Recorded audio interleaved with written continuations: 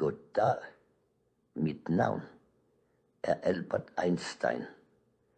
Ja, den Einstein, ham med håret, formlerne og den lidt skæve humor. Jeg blev født i 1879 i Tyskland, og selvom jeg ikke klarede mig så godt i skolen i begyndelsen, endte jeg med at ændre måden, vi forstår universet på.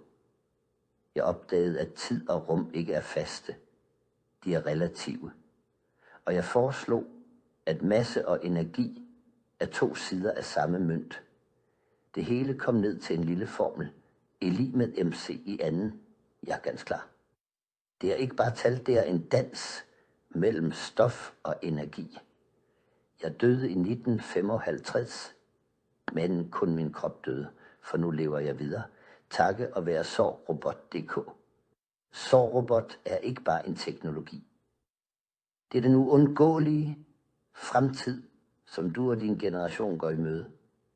Ja, her får tanker liv. Her kan du møde mig.